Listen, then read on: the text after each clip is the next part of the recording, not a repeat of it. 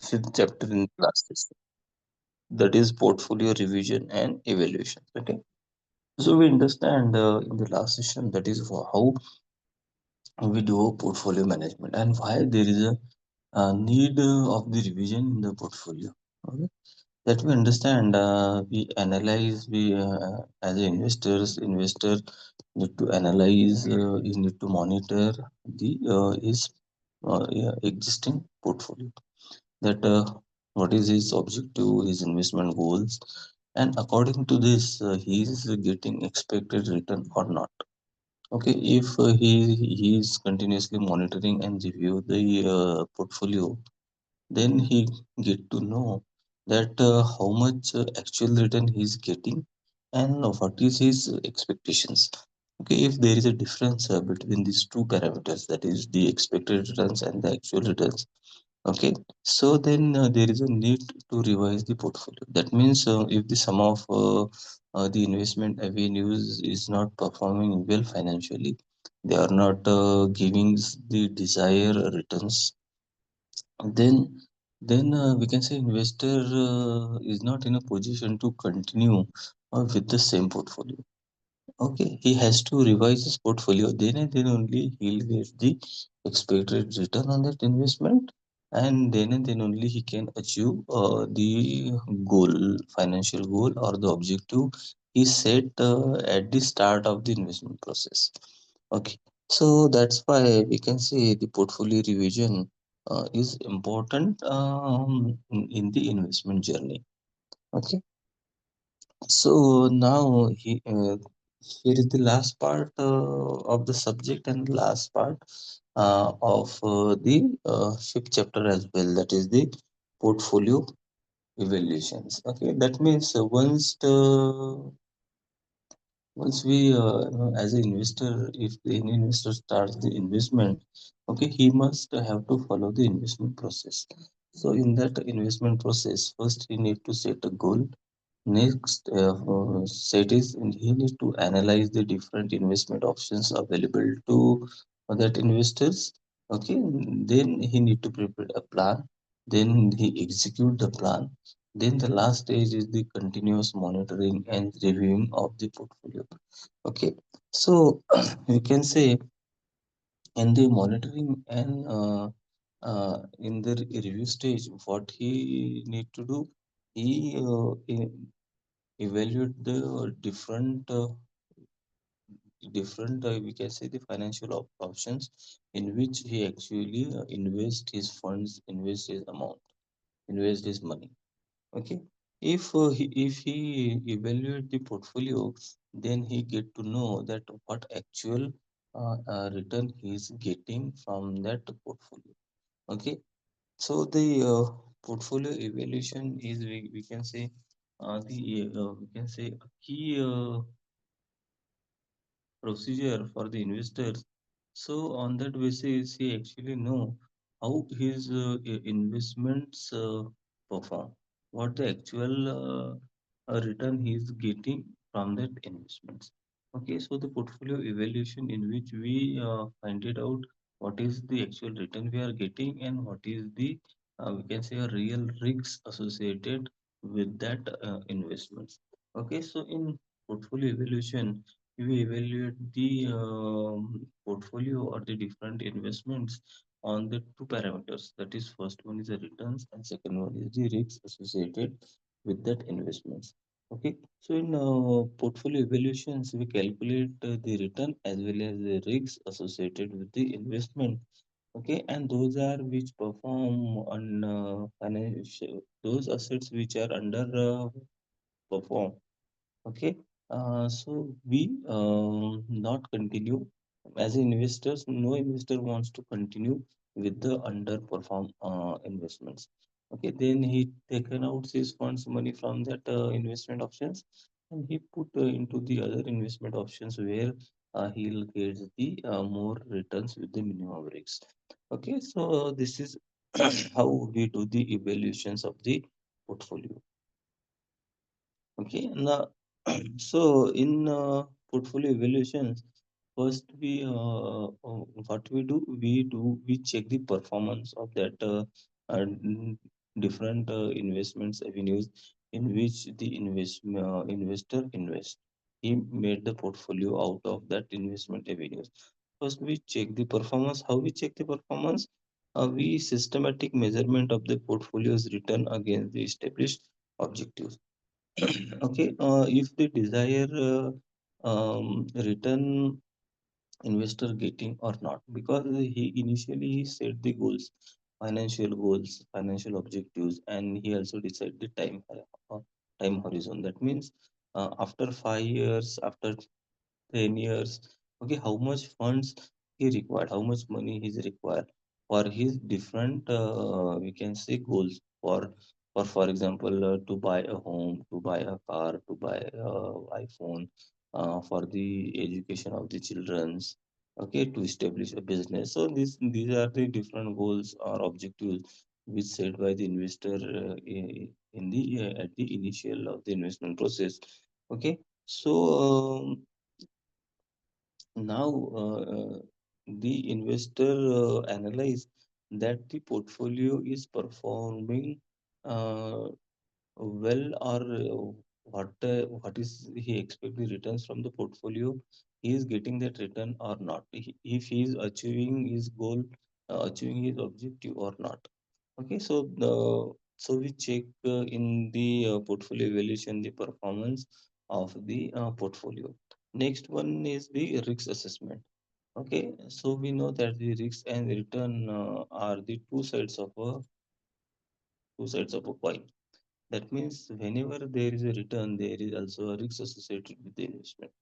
We already see that the risk and return are directly proportional with each other. Higher the risk, higher the return. Okay, but if there is a possibility to get the higher return, then there is a possibility of the higher risk. That means the higher possibility of the uh, you can lose your money, whole money. Okay, so, in second stage of the evaluation of the portfolio, we do the risk assessment. Okay, so in risk assessment, we evaluate the market volatility and the potential downside exposure for that particular company, industry, or a country. Okay, so this is how on the two parameters, that is the expected return and the risk, we evaluate the portfolio. Next one is we can say a strategic alignment. That is the uh, we what we in strategic alignment, what we check that what the goal or the objective set by the investor, he is achieving that objective or goal or not. So on that basis also we evaluate the portfolio. Okay, so ensuring the investment match investor goals and the risk tolerance level. Also we check that. What is the risk taking capacity of the investor? That is the emotional risk taking capacity and the financial risk taking capability. Capacity. Okay, so the risk he is taking, that risk is under his risk tolerance or not. Okay, so on that parameter also we evaluate the portfolio. Okay, so now what is the basic definition of the portfolio evaluations? Okay, so portfolio evaluation is the systematic process of measuring and analyzing the portfolio. Okay, we uh, we systematic, okay, by applying the different tools and techniques. We do that part. Okay, so the so because of that, applying the systematic tools, mathematical formulas, different we can say the models, and by using that, we evaluate the expected returns and how much risk associated with that investment. So that's why the portfolio evaluation is a systematic process that measures the expected returns and analyze the risk associated with that portfolio. Okay, and that portfolio evaluation ensures the optimal investment performance.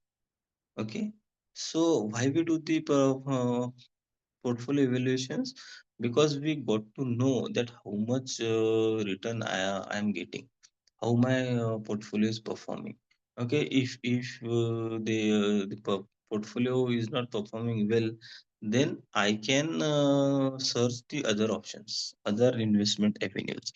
Okay, if the investor is not doing the portfolio evaluations, we can say yearly, or if he skip the skip performance evaluation, that it may be a case that it may have losses in a long run. Okay, so the portfolio evaluation, we can say the key process in the investment.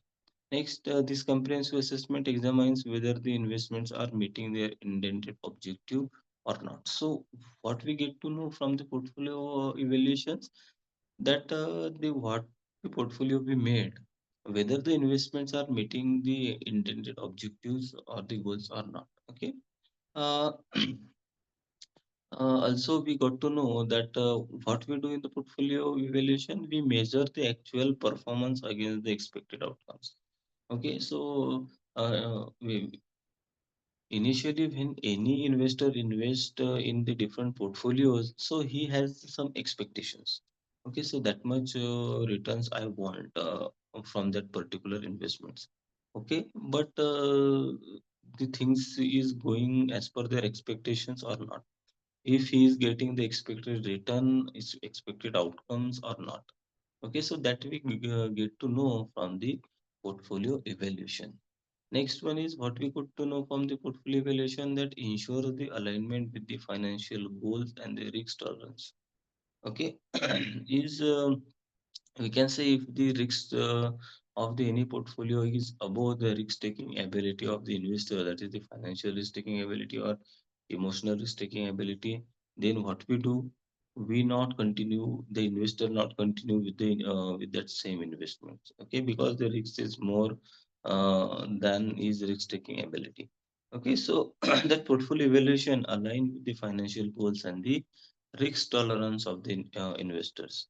Next one is the portfolio evaluations tells us that provide the critical data for the informed investment decisions. Okay, once we evaluate our portfolio, now I have a data that which portfolios not performing well, which investment options, which investment avenues are underperform, which are the overperform.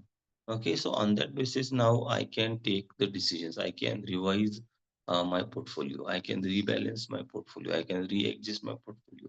So these are the decisions which can take which can take on the basis of the data provided by the portfolio evaluation. Next one is the that portfolio evaluation optimization through the systematic analysis. Okay, so if you are doing the continuous portfolio evaluations, so by continuous readjustment, rebalancing, a revision of the portfolio, we can optimize the expected return.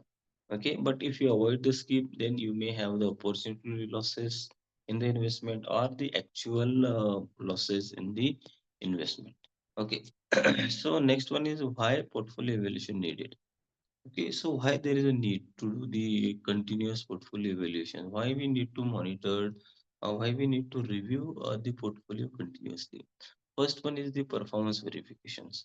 Okay, so in portfolio evaluations, we verify the portfolio is meeting the desired expectations or not. Okay, if I'm getting the desired return on my investments or not. Okay. If the portfolio meets the expected performance benchmark and risk objective set during the investment planning. Okay, so in the investment evaluation, actually we verify that what the expectations and the risk tolerance of the investor, if the things goes with the objectives or not. Okay, so in the for to check the performance, uh, we need the portfolio evaluation. Next one is the asset identification, that identify underperforming assets or ineffective strategies that may dragging down the overall portfolio return. Okay, so after if we complete the process of portfolio evaluation, that we got to know that which are the assets which performing, we can say which are the underperform. Okay, not perform well. Okay, so and we also got to know some of the ineffective strategies um, that may hamper the overall return on the portfolio. Okay, so as an investor, we will not continue with such a type of investments. Okay, so to identify the such a type of assets which are underperform. Okay, so next one is we can say performance portfolio evaluation provide you the strategic guidelines. Okay, so that guides a critical rebalancing decision and comprehensive risk management. We can say strategies for optimal performance. Now we know in the second process that we identify the which assets or which investment avenues are underperform. Okay, so then what next we do? Need to formulate a strategy to rebalance the portfolio, to revise the portfolio, or to exit the portfolio. Because when we rebalance the portfolio, we can minimize the risks also. Also, we can optimize the expected return. Okay, to optimal performance of the portfolio that portfolio evaluation provides a strategic guidelines to the investors. Next one is we can say a stakeholder communication. That portfolio evaluation communicate transparent results to stakeholders. Okay, because in a portfolio evaluation, we got to know the actual returns and the risks associated with the investors. Okay, so that communicate realistic numbers to the stakeholders, and on that on that basis of that numbers, that stakeholders can take the different decisions. Okay, so the portfolio evaluation provide a data-driven justification for the investment choices. Okay, so next one is the evaluating for success. Okay, so every successful investment strategy requires a continuous evaluation and refinement. Okay, when any investors can take the good investment decisions, if he continuously research mm, in his portfolio, that means he's continuously evaluating his portfolio. Then he got to know that which every assets or every options in the portfolio, how that option is performing, what is the risk associated, what is the market conditions, what is the economical conditions, what is the impact of all these factors on the on my portfolio. Okay, so to get the success in, we can say, in the investments, the evaluation of the portfolio is a much needed process. Okay. So what are the perspectives in the portfolio evaluations? So there are the two, we can say, perspective in the portfolio evaluation. First one is the absolute evaluation, and second one is the relative evaluations. Now, what is the basic difference between these two classification of the portfolio evaluations? So in absolute evaluations, what we do, we do not, we can say, compare the data, that is the performance of the one investment options with the other investment options. We actually, what we do, we calculate the we can say actual returns and actual risks associated with the each and every investment options, investment avenues, but we do not compare the data with the another portfolio, with the another investment options. Okay, so but in relative evaluations, what we do, we calculate the real numbers, that is the expected return and risk associated with the investments, and then we compare that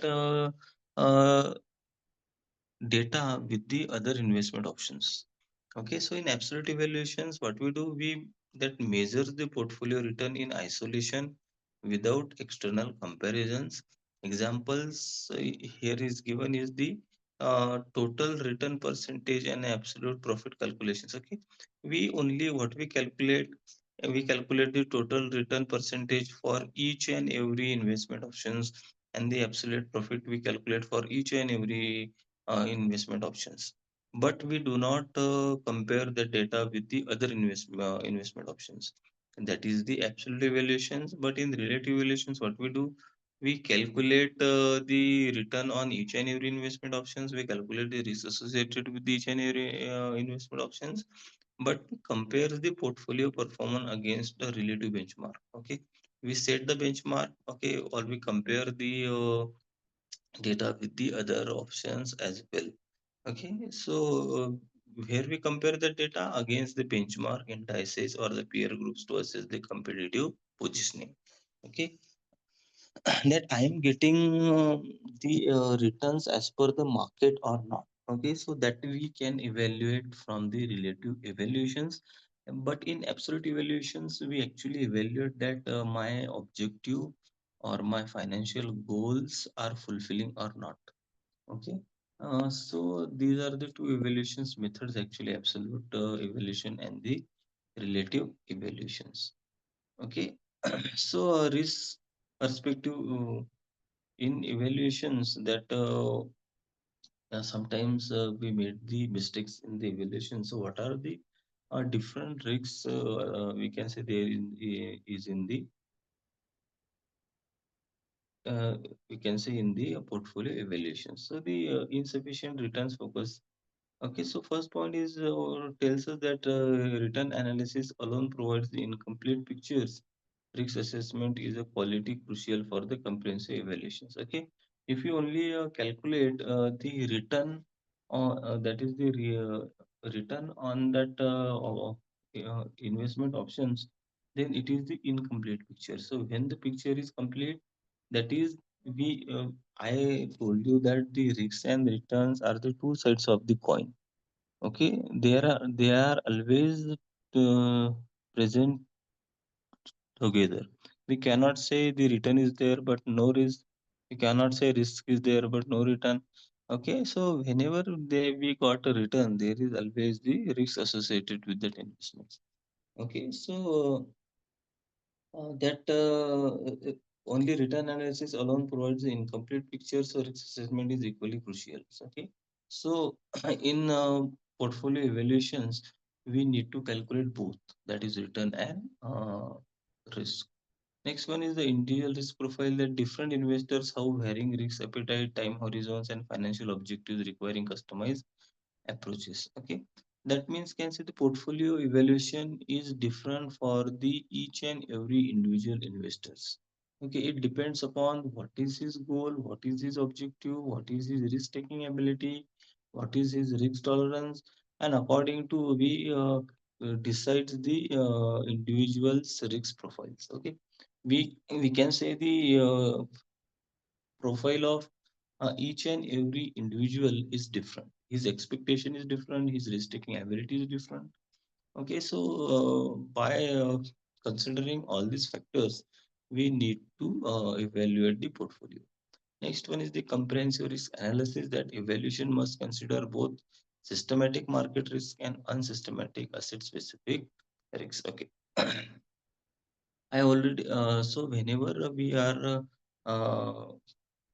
calculating or evaluating the risks of that particular assets for that particular yeah, investors, we need to consider both type of risks, that is the unsystematic risk and systematic risk. Okay, I already told you these two classification, what is the meaning of the two risks. That is the unsystematic risks are always associated with that particular assets, with that particular investment. Okay, so the investors can control that such a type of risk. But the systematic market risks are those risks which are the microeconomical risks, because we can say the economic slowdown, if there is a recession in the market. Okay, so it is the out of control of the investor. Okay, the such a things are out of control of the government. So how the investors can control this? We can say recession, depression, GDP, inflation, unemployment, interest rates. Okay, so all these microeconomical factors and microeconomical factors, that is the systematic market risk and unsystematic market risk, should be evaluated in the portfolio evaluation. Next one is now we can say what is the stakeholder perspective. We know that there are the different types of investors. Okay, if if I have individual income and I invest amount into the market, so I consider as an individual investors. Okay. Next one is the institutional investor. If the banks doing the investment banks doing the investments, then this is the institutional investors. Okay. So next one is the portfolio managers. Okay, you guys know the concept behind the mutual fund. Okay, so in mutual fund, what we do, the n number of investors collect the funds, and the one financial expert who manage that fund. Okay, so that is the concept behind the mutual fund. That means the n number of investor who is having a money, but they are not having the financial knowledge, financial expertise, but they wants a return on their funds, on their money. What they do, they go with the mutual funds. Okay, so in mutual funds, actually the n number of investors collect the funds, and who manages that fund uh, is a portfolio manager. So portfolio manager is nothing but a financial expert who is good in the market analysis, and he is expert in the investments. Okay, so he invests that collected funds into the different investment option. That means he diversify that fund. He minimize the risks and he maximize the return. Okay, so what is the return on that whole fund is then distributed among the different investors. Okay, so we need to think that the portfolio evaluation from these all types of investor, that is the individual investors, that is whenever any individual person, okay, who invest into the market, that type of investor we call as the individual investors. Okay, when the banks, investment banks, we can say the such a type of financial institutions invest their funds, their savings, then such a type of investor we called as the institutional investor. And last one is the portfolio managers. Portfolio manager who manages the portfolio for the mutual funds, for the we can say for the others. Then that financial expert we called as the portfolio manager. Okay, now how the portfolio evaluation is done by all these types of investor. First, we think about the individual investor. Okay, so when the individual investors doing the portfolio evaluation, he think of the personal financial goals. If he is achieving his personal financial goals, his objective, which he sets at the start of the investment process. Okay, he is achieving that goal or not. Okay, first he analyze that thing into the portfolio evaluation. Next thing, he analyzed the risk tolerance level. Okay, he already know that what is his risk taking ability, how much financial risk he can take, because he know his incomes, how much saving he is having, how much money, how much fund he is having for the investments. On that basis, he know that how much risk he can take.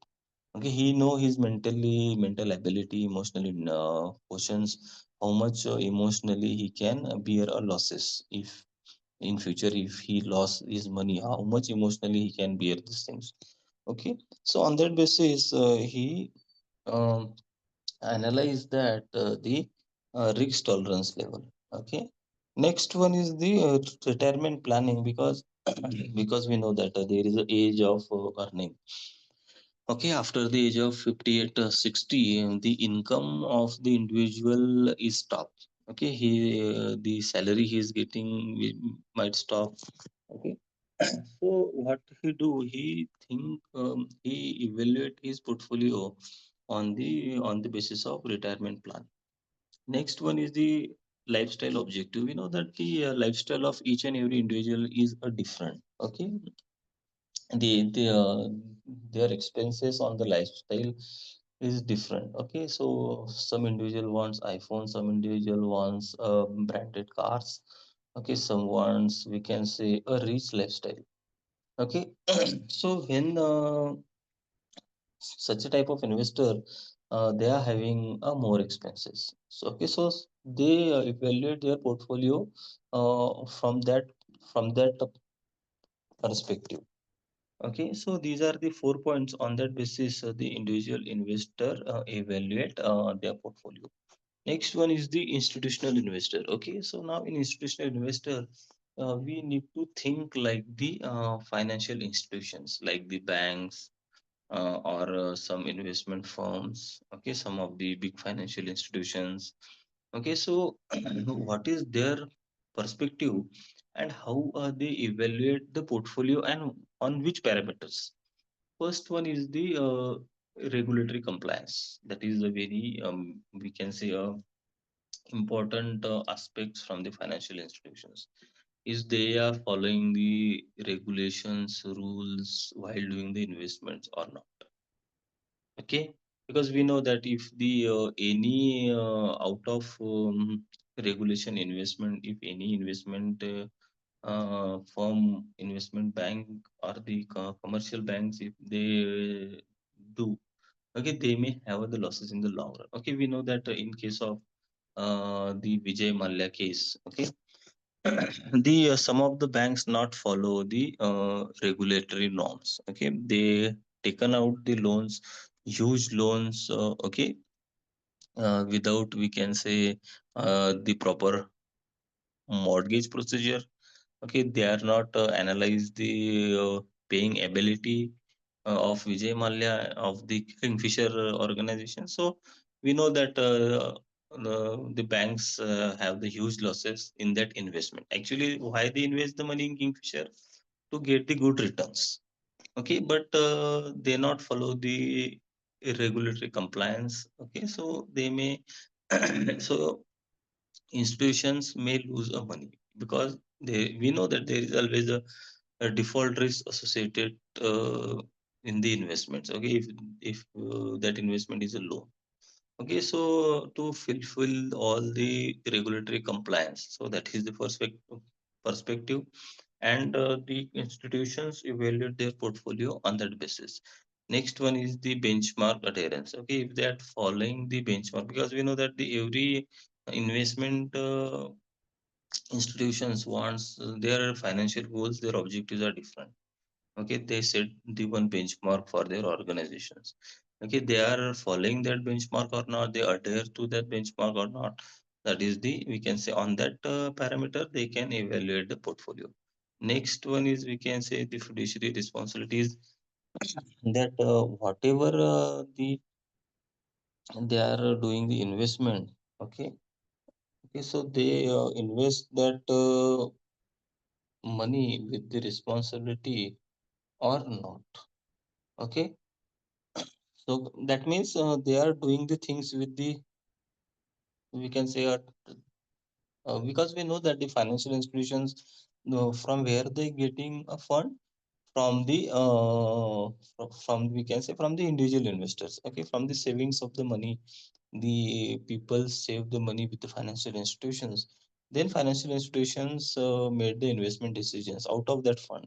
Okay, so the, we can say, the so whenever they takes the investment decisions, so the confidence of their savers, we can say, the trust of their savers must be fulfilled. Okay, so they have to follow the they have to make the investments with the responsibilities. Okay, so that do not break the, we can say, the trust of the their savers.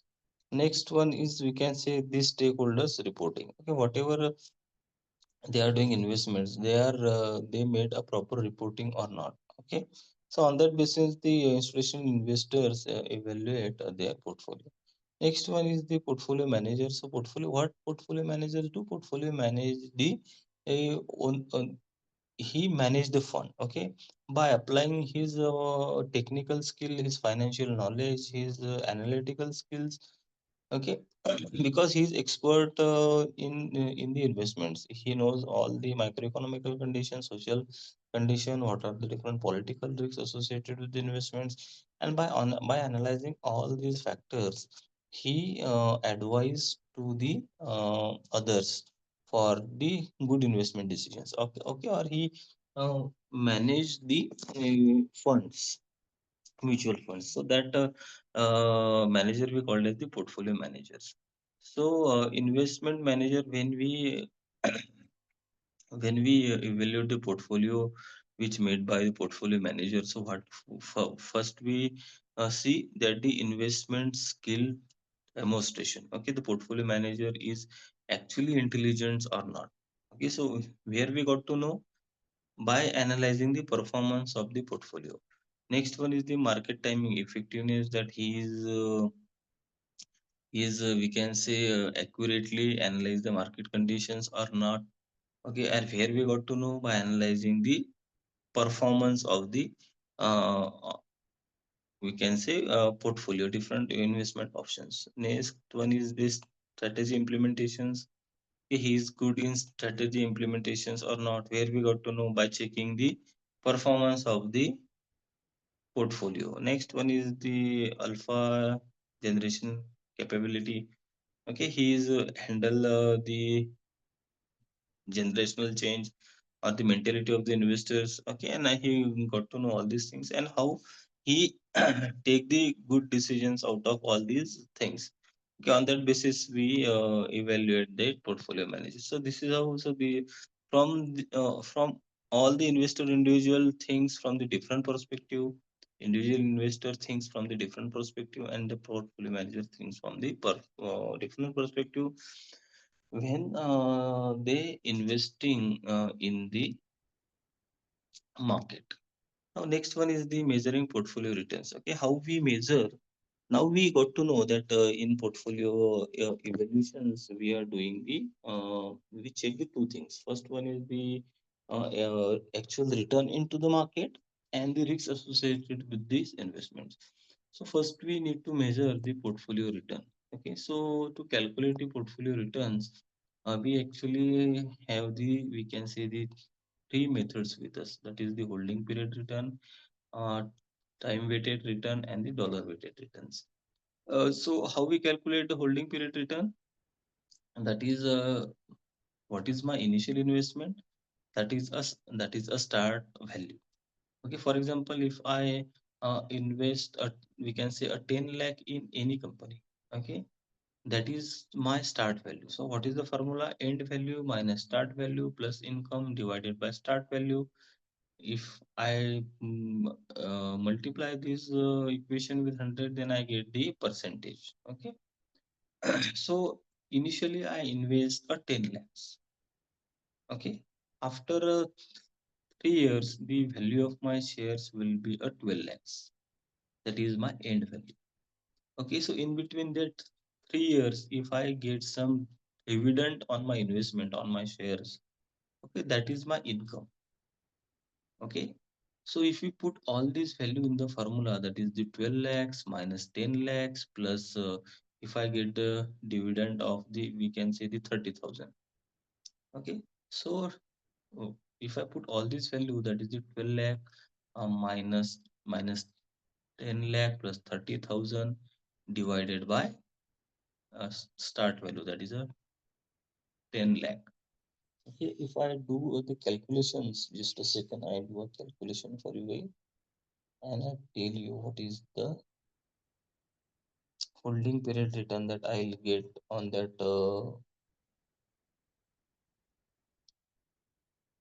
If I do 12 lakhs minus 10 lakhs plus 30,000 divided by 10 lakhs.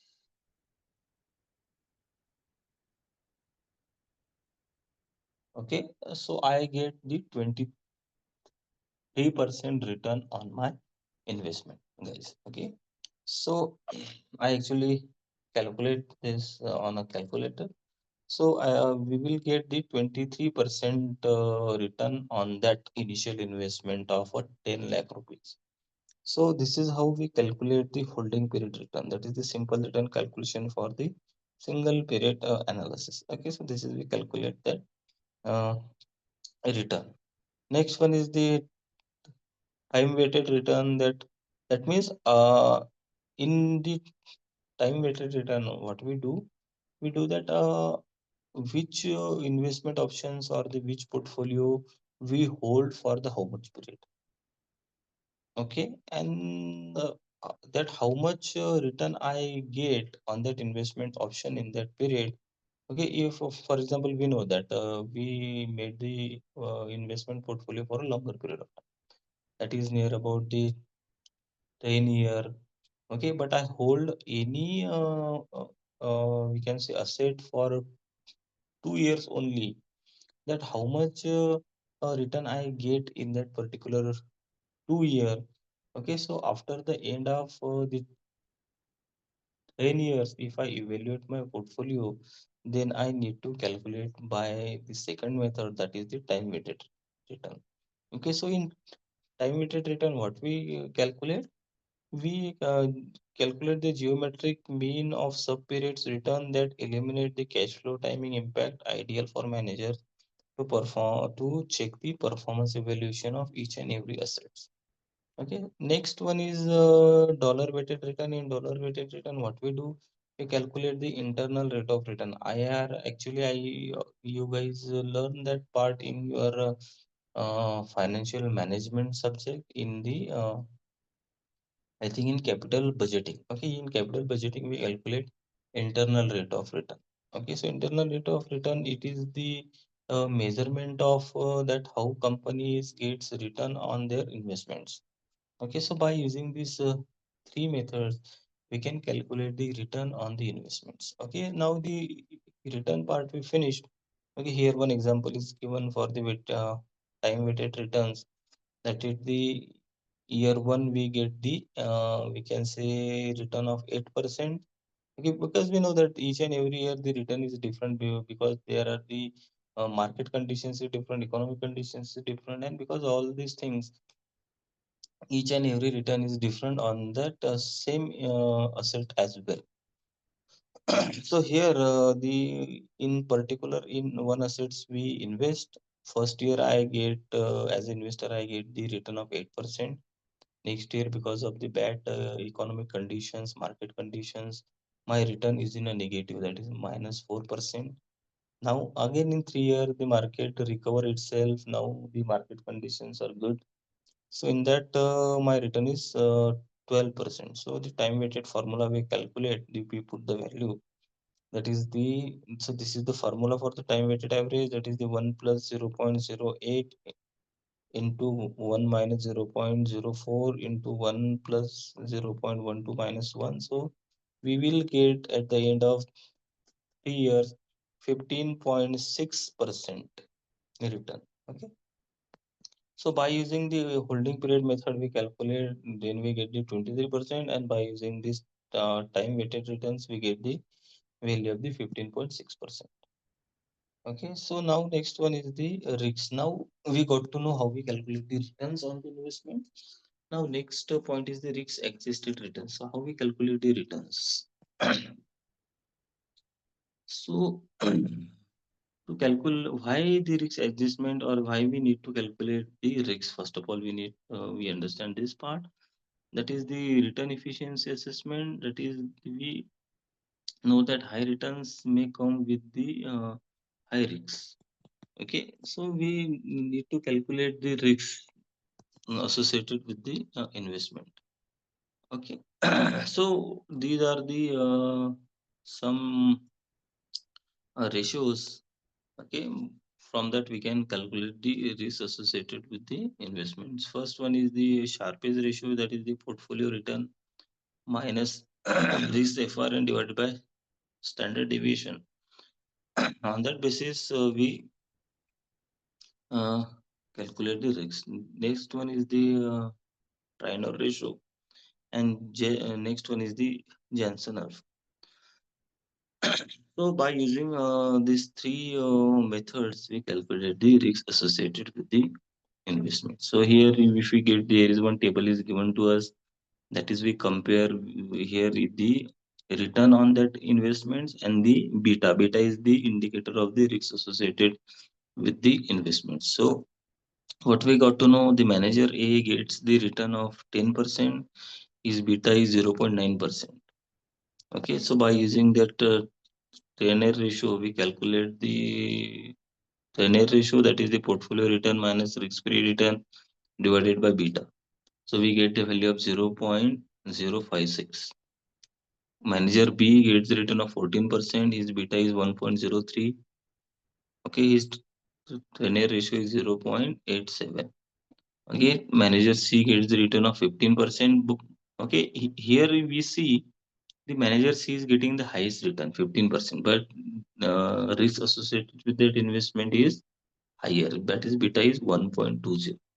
Okay, so what is how now we if we evaluate that investment, so we get to know that manager B deliver the best risk adjustment return. That means he is getting the 14% return with the low risk. So we not go with the third investments because there is a high risk associated with that.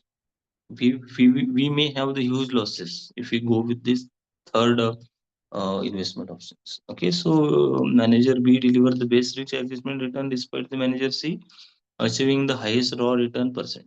Okay. So we see the highest return in tier C, but we will go with the we can say B. Okay. So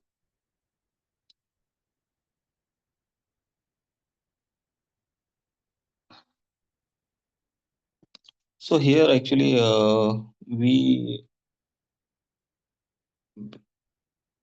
so what are the benchmarking and performance attributions? So on what benchmark we evaluate the different portfolio. First one is we can say a strategic selection, that is the select the benchmark that accurately mirror the portfolio's asset mix, investment constraint, and the style characteristics. Okay. Next one is the regular comparison. We compare the total return and risk metrics on a consistent schedule, quarterly, monthly. We are doing the portfolio evaluations, and on that basis, we compare the total returns and risk metrics. Okay, we made one matrix, and on that basis, we got to know for what return, how much risk the investor need to take. Okay, so by we can say by formulating this such a type of table, we can use that such a type of table as a benchmark. So the if I made such a table that is the different returns with the different risks, so you can use that table as a benchmark because already I research that thing. I search that table. I do a research on that. So you can use my table as a benchmark. That is, if I am getting that much return on that much percent, okay, so you can refer these things. So that is the regular comparison. We can set the benchmark. Next one is the performance attribution that analyze the derivation systematically to understand the root sources of the outperform or the underperform patterns. Okay, whenever the company is performing good, okay, so we need to understand, we need to analyze the systematic deviations. Okay, what are the different factors if the anything happen in the market, that we must have the performance attribution chart with us. Okay, so if this thing happen, this is how the performance of the asset, the options is gets changed. Okay, so this is how we use the benchmark effectively in the investments. Now next one is the mastering portfolio evaluations. Okay, so which are the part which makes any investor masters in the performance portfolio evaluations. First one is the goal alignment essential. That is the portfolio evaluation ensures the investment remain aligned with the involving financial objectives and risk parameters. Okay, So as the portfolio evaluator, if you are doing the portfolio evaluations, first thing is the goal alignment is essential. The goal is achieving investor is achieving his initial goal, financial goal he sets, or the objectives he sets, or not. Okay, so that is the first, we can say, important aspects of the portfolio evaluation. Next one is the dual perspective required. That is, we can say in portfolio evaluations, we calculate both. That is the return and risk. Okay, so we can say the income. If we calculate only the return, not risk, then it is incomplete information. If you calculate the risk, not return, then it is also the incomplete information. So the dual uh, perspective is required for the good portfolio evaluation. That is the incorporate both return analysis and the comprehensive risk assessment for complete investment insights and decision making. Next one is the multiple metrics approach that utilize the diverse evaluation metrics, carefully selected benchmark for robust comprehensive portfolio analysis. I already told that how we made the benchmark by the continuously research how the any particular assets behaving in a particular situation. Okay, what is the return on that, how much risk? If we made a table, so we can use that as a benchmark. So the multiple metrics approach. Okay, so such a type of table formulation or strategic formulation, okay, should be there in your portfolio evaluation. Then the continuous improvement, we know that each and every process we can improve that process, because there is always the, we can say, a lacks in the process. Okay, so if you, as a portfolio evaluator, if you are doing the portfolio evaluation, you need to continuously improve the process. Okay, so the regular systematic evaluation drives the superior decision making process and the long term portfolio outcomes. Okay, so here we finished the fifth chapter as well. Okay, so here that I declare that the syllabus of the security analysis and portfolio management subject is complete. So in that subject, we learn the five chapter. That is, first we get the introduction part and the basic concepts of the investments. Okay, we see the different investment options. In second chapter, what we see the risks and the return on that investment. What we invest in the market, how we analyze the risk, and what is the return we get. That analysis part we finished in the second chapter. In third chapter, we see that is the valuation of bonds and shares. Okay, I told you some formulas for the valuations of bonds and different formula for the valuations of shares. Okay, so that part also we complete in this subject. In fourth subject, we understand the importance of the diversification of the investment. That is the portfolio analysis and selections. How, what is meant by portfolio? What is meant by the diversification of investments? Okay, what is we can say how we select the good investment options, how we monitor, review that investments, and how we make the revision, re-adjustment, and rebalancing in the investments. Okay, for this thing and to check the performance of the portfolio, there are some modern methods we see. That is the modern methods. That is the we can say uh, CAPA model. We learn that is the capital asset pricing model. Then the Markovich model we learn. We learn the Sharpe single index model.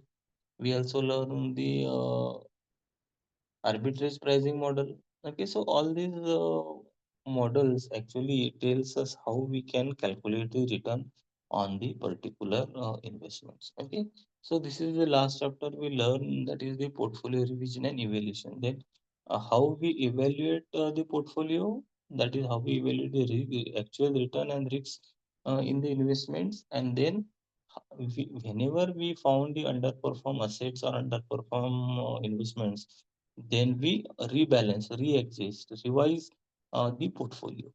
Okay, so this is all we learn in the subject. Okay, if you guys have any query, you can ask. We have the 2 minutes with us. Okay.